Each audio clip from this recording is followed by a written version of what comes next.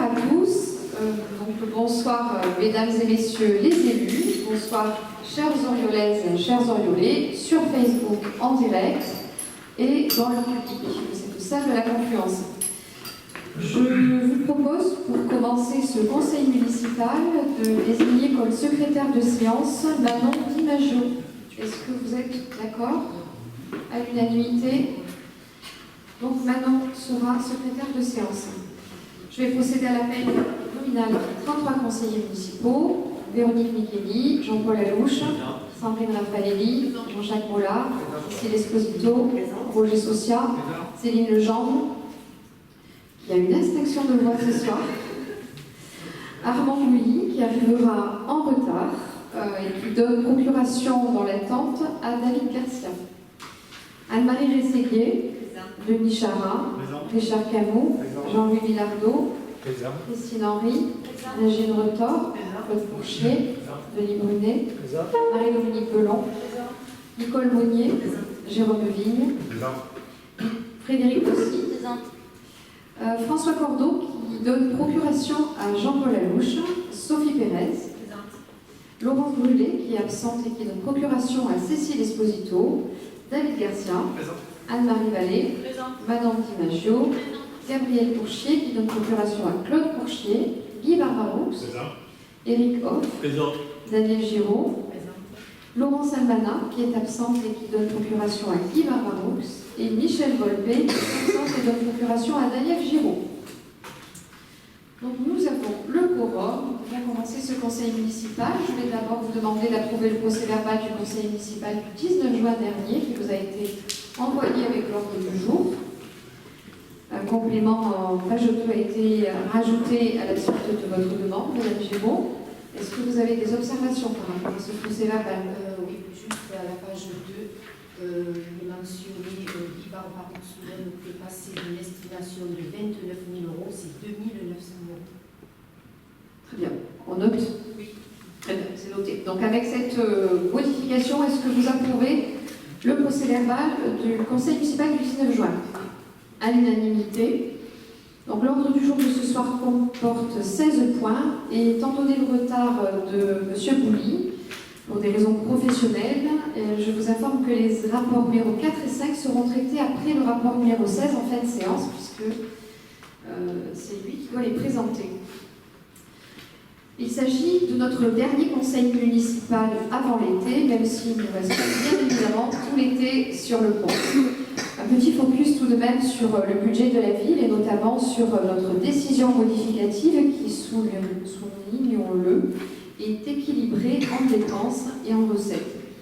Le budget de fonctionnement est également à l'équilibre et une fois encore, je voudrais remercier mon équipe et l'ensemble des agents qui contribuent au quotidien à ces avancées significatives et surtout structurantes pour Oriol et à sa bonne santé financière.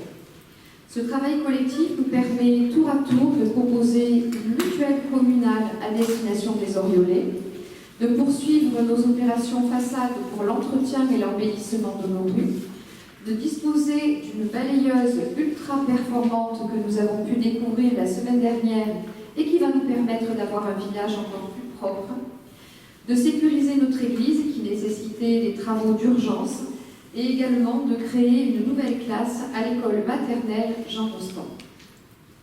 Oriol va également se doter d'un composteur pour les biodéchets de la cuisine centrale qui permettra d'aller encore plus avant dans notre démarche éco-citoyenne vis-à-vis des petits Oriolais qui font déjà figure de précurseurs par rapport à bon nombre de nos voisins, notamment dans le cadre de la lutte contre le gaspillage alimentaire. Moulin de Redon disposera d'une aire de jeu agrémentée de nouveaux éléments. La crèche du Pichounet verra sa toiture rénovée et nous remplacerons le chauffage à Jean Rostand avec un système plus performant et plus écologique. Des travaux sont également prévus sur l'étanchéité des bâtiments de l'école primaire Claire-Dauphin et enfin, la maternelle Louis Aragon se verra équipée d'un faux plafond acoustique. Voilà qui dénote de nos actions au quotidien pour ce bien vivre ensemble auquel nous sommes tous très profondément attachés ici. Nous travaillons aussi sur un ensemble de dispositifs pour nos jeunes, dont la préparation de la seconde édition de notre forum emploi, mais aussi la création, dès la rentrée, d'une antenne de la Chambre des métiers et de l'artisanat, avec notamment la création d'une classe de pré-apprentissage au château de la Barbouille. Comme nous l'annoncions encore récemment dans notre bilan de mandat, aucun jeune de notre territoire ne sera laissé sur le bord de la route et se verra proposer un ensemble de formations sans avoir à faire de longues distances, souvent contraignantes. En 2 mots, nous tenons nos engagements à l'égard de tous les Oriolais et notre feuille de route est respectée. Pour le côté un peu plus ludique, vous aurez pu constater également les nombreuses animations prévues cet été sur la ville et la diversité de l'offre qui pourra satisfaire toutes les générations confondues. Voilà, je vais laisser la parole à mes élus pour le détail des délibérations. Alors, nous allons commencer avec le budget principal 2023 et la décision modificative numéro 1. C'est Madame Legendre qui devait présenter cette délibération. Elle a parfaitement travaillé avec les services financiers, mais avec son extinction de voix, je vais être sa voix. Elle m'aidera pour les réponses très techniques. Des dépenses de fonctionnement non prévues de 240 000 € et des dépenses d'investissement supplémentaires diminuées de recettes nouvelles pour 490 000 € sont le résumé de cette première décision modificative du budget principal de l'exercice 2023. Le suréquilibre de la section d'investissement cumulé, qui était de 5,2 millions d'euros au budget voté en avril 2023, passe ainsi à 4,4 millions d'euros et reste à un niveau très élevé. Pour le fonctionnement, les 240 000 € correspondent principalement au coût supplémentaire de la délégation de service public de la crèche et Pichounet pour 122 000 € et à 2 impacts sur la masse salariale, l'augmentation du point d'indice de 1,5% au 1er juillet 2023, ce qui représente quand même 80 000 € et la création du poste d'ADSEM pour la nouvelle classe maternelle de l'école Jean Rostand, j'en ai parlé dans mon introduction, pour 20 000 €. Et nous avons également, entre autres, des créances éteintes, conformément à la délibération suivante, pour 7 800 €.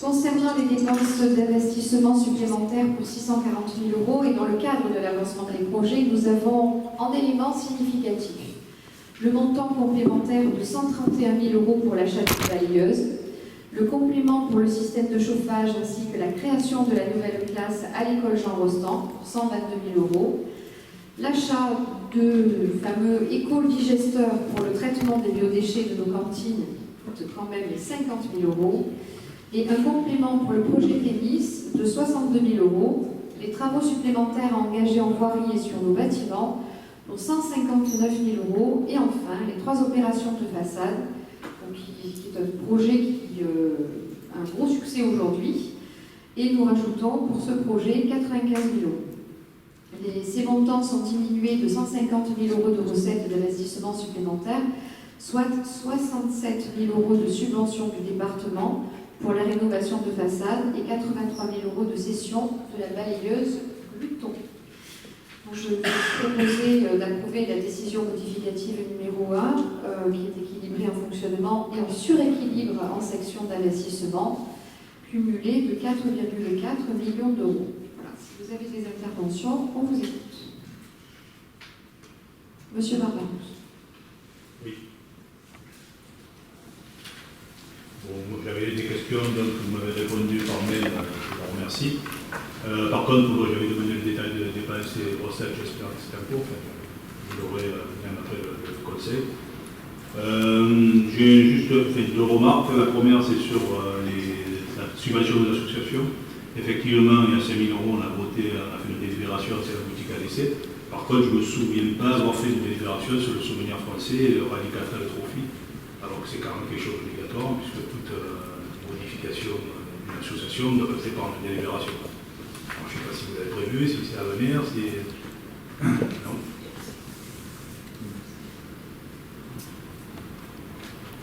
C'est l'ensemble de vos questions? Non, mais je vous réponds bien. Voilà, le reste, ce n'est pas des questions, enfin, si c'est une réponse à la question sur le budget. Si vous avez déjà la réponse, ça peut je conclue sur le budget. Alors, concernant concernant le souvenir français, c'est un complément de subvention. Pour le rallye 4L Trophy, il y aura une délibération au prochain conseil municipal l'ordre étant réel, donc on rajoute pour éviter de refaire une décision modificative. Mais évidemment, on votera une délibération au conseil municipal. La demande a été faite très récemment, on a rajouté, on n'a pas eu le temps de faire la délibération. Tout à fait, et c'était une demande qui avait déjà été faite. Bon, sinon, on n'avait pas voté le budget à l'époque.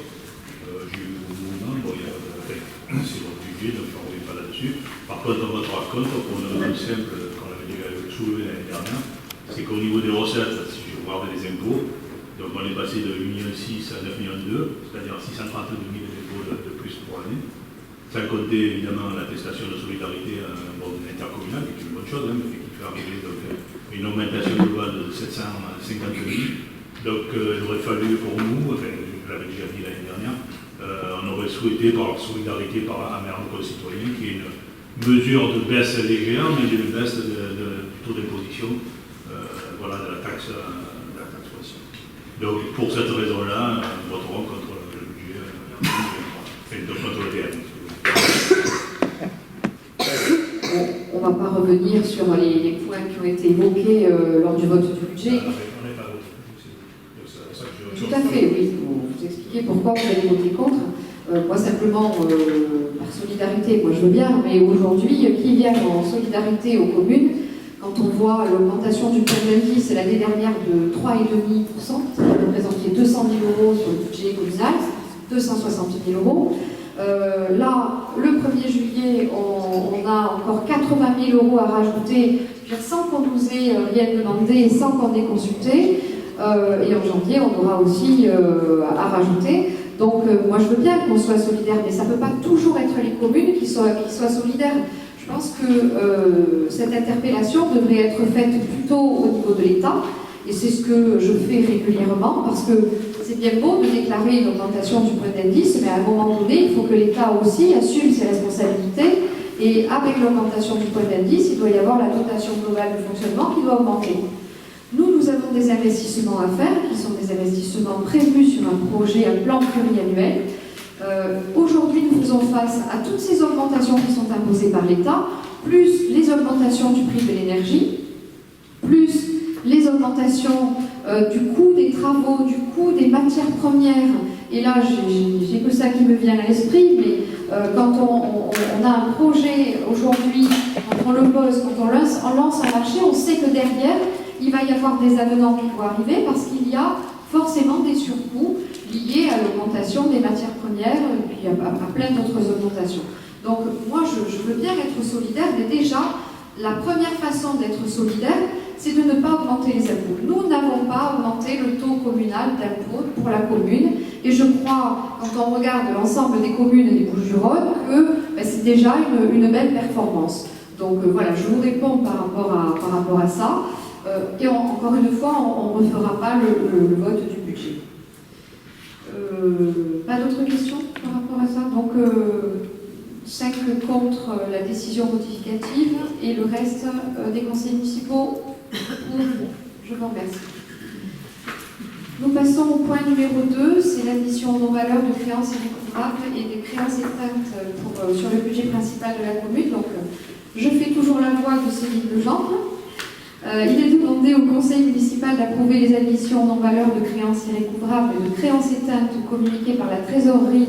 Alors, ce sont les années de 2014 à 2021, étant précisé que les crédits sont inscrits au compte 6541 en créances admises en non-valeurs et au compte 6542 en créances éteintes du budget principal.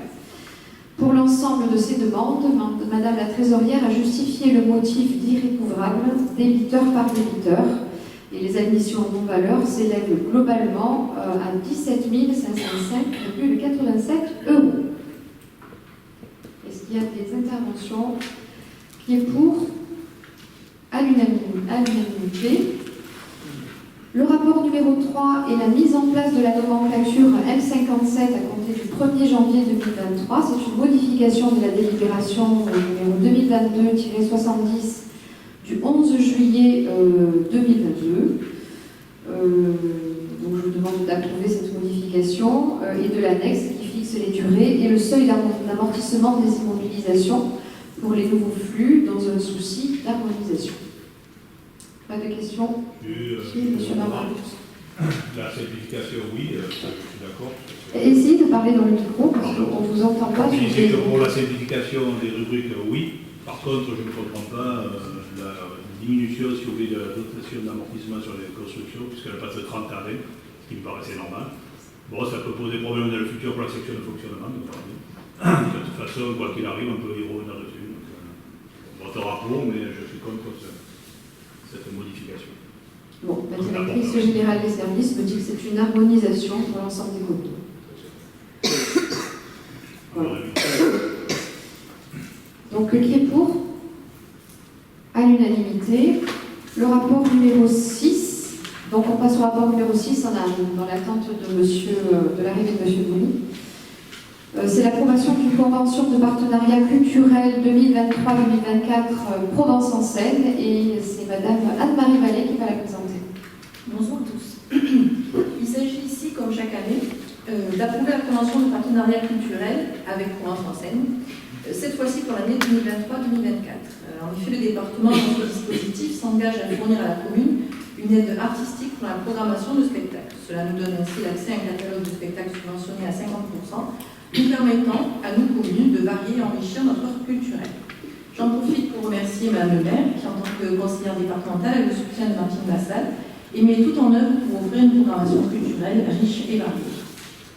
Ce dispositif Provence en Seine nous a permis, sur la saison 2022-2023, de proposer à nos administrés des spectacles de qualité qui ont d'ailleurs rencontré un vif succès, avec à chaque fois une standing ovation. Pour rappel, on a eu Amour à mort le 24 mars et Musique Dance and Cinéma le 29 avril.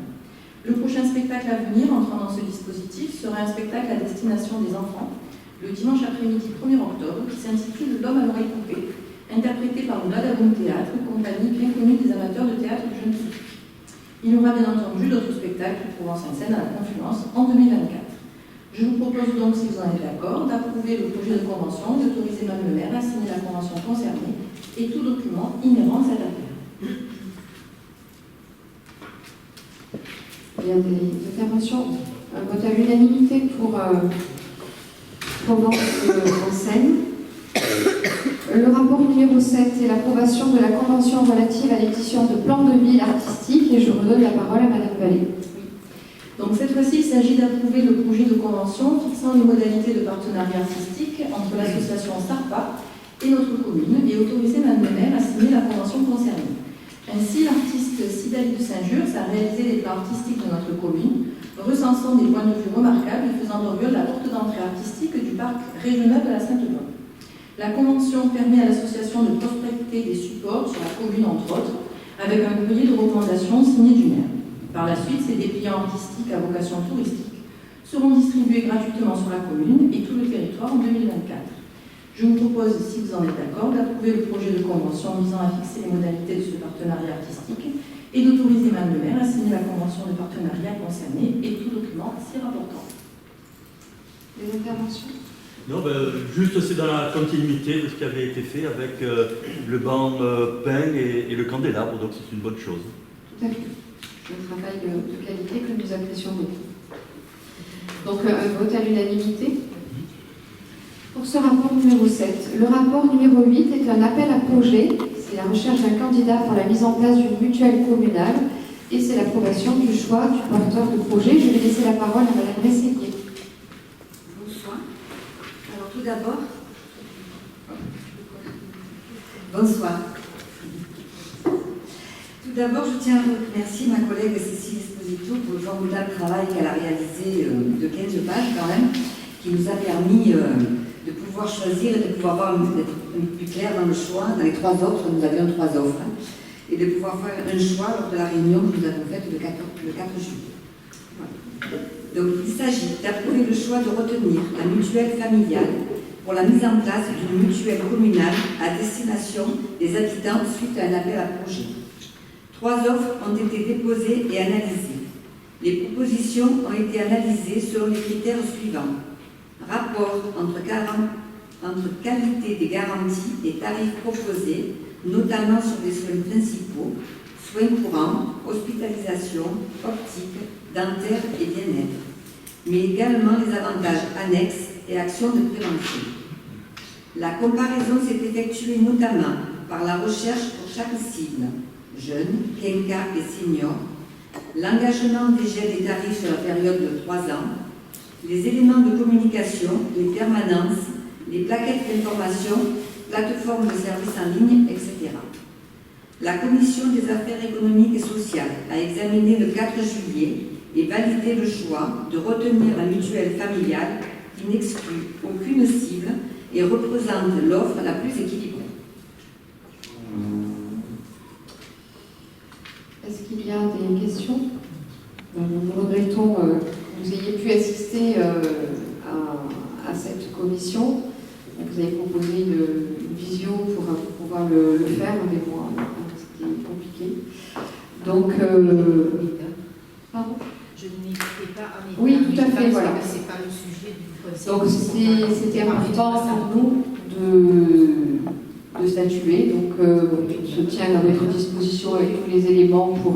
Mais j'avais eu les fameux tableaux, donc je sais le travail que ça représente, donc sans problème, on votera. Voilà, tout à fait.